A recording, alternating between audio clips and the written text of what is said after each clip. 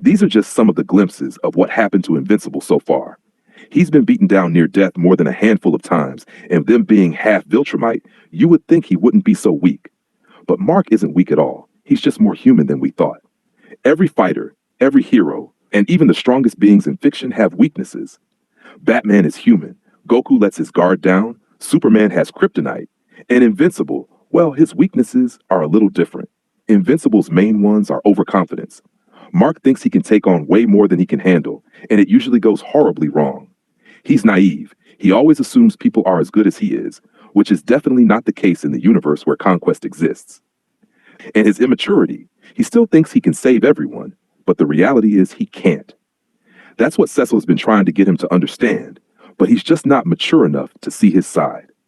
It's very easy to say that Mark is weak, especially in the grand scheme of things, and how the story has played out. I mean, anytime a character with higher stats than a level 1 bandit appears, the struggle to beat his opponents increases by 10 times. But this is not due to him being weak at all. These aren't things that make him inherently weak. They're just obstacles that make his growth harder. Because, let's be honest, if Mark just relied on his brute strength alone like other Viltrumites, he wouldn't even be invincible. He'd just be another version of his dad. You see, Mark was raised by his mother and lived like a human for the majority of his life. So his natural instincts aren't to fight and hurt people, let alone kill them.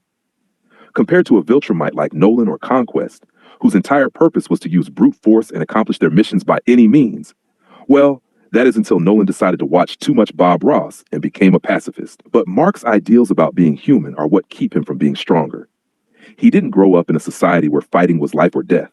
He didn't train in brutal, no-mercy combat like the other Viltrumites did.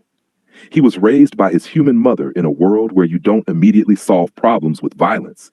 That hesitation is what keeps him from being as strong as other Viltrumites physically, but it's also what keeps him better than most of them mentally.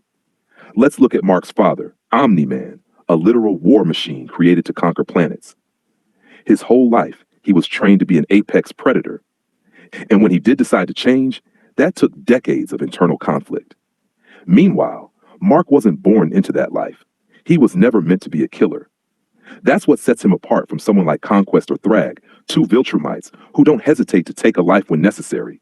But Mark hesitates. He holds back because he still sees the value of life, even when his enemies don't. And that's the core difference. Yeah, you could argue that holding back makes him weaker, but it's also what makes him stronger in a different way. Unlike Nolan, Mark's strength isn't just about power, it's about restraint. While the other Viltrumites rely purely on brute force, Mark is learning how to adapt, how to think beyond just fighting, and how to actually change things instead of just breaking them. And sure, he might get his face caved in a little too often, but he always gets back up, and that's what makes him truly invincible. I mean, take for example all of the Mark variants that came to Earth to wreak havoc. At first glance, you'd think they'd be just as strong, if not stronger than him. I mean, after all, they're all technically the same person, right? Same genetics, same DNA, same potential. So why is it that Mark manages to outclass nearly all of them? Well, the answer is pretty simple. Adversity breeds strength. Think about it. These other Invincibles likely took the easiest route possible. They probably didn't face nearly as many hardships, didn't go through the same relentless life-altering experiences, and most importantly, they didn't have to struggle the way this Mark did. Mark has been forced into life or death situations countless times. He's had to push past his limits, not because he wanted to, but because he had to. Every time he got beaten down, he was forced to evolve, to learn, to adapt, and most importantly, he never gave in. He never let himself become the heartless conqueror that his father once wanted him to be. The other Invincibles, well, they didn't have the same struggle.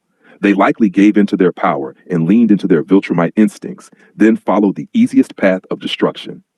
As a result, they stagnated. They never truly grew stronger because they never had to face the same level of hardship that this Mark did. This is why restraint, something that might seem like a weakness at first, is actually one of Mark's greatest strengths. By constantly holding back, by refusing to give in to pure brutality, he's had to fight smarter. He's had to become more skilled, not just more powerful. Over time, that's made him far stronger than any of his counterparts who simply relied on brute strength alone. At the end of the day, Mark Grayson's story isn't about being the most powerful in the universe. It's about growth. It's about the struggles, the losses, the lessons learned, and the will to keep moving forward despite everything he has been thrown into. Battles time and time again, sometimes against opponents far beyond his battle beast, sometimes against forces that have broken him completely. And yet, every single time he gets back up, every time he loses, every time he learns, every time he faces death, he adapts. That's what makes him different. That's what makes him invincible. Other Viltrumites, other versions of himself might have been stronger in a raw sense. They might have been more ruthless, more efficient, more in tune with their brutal instincts, but none of them faced the trials that this Mark did. None of them had to fight the way he did, and none of them had to hold back the way he has. See, Mark's strength isn't just in his fists. It's in his choices for restraint and leaning into his humanity. Omni-Man once told him that being half human made him weak, that Earth and everything he loved would eventually die off, making it pointless to care. But Mark rejected that ideology. He proved that humanity wasn't a weakness, it was his greatest strength. Because while Viltrumites are powerful, they're also limited. They believe strength comes from dominance, control, and wiping out anything that stands in their way. Mark understands something they never could. True strength isn't about being the most powerful person in the room. It's not about winning every fight. It's about standing for something, even when it hurts, even when it means suffering loss, even when it means getting beaten down to the brink of death, and choosing to do the right thing. And that's why Mark Grayson will always be more than just another Viltrumite. He's invincible, not because he can't be hurt, not because he never loses, but because no matter what happens, he never gives in. And in the end, this is what makes him stronger than all of them.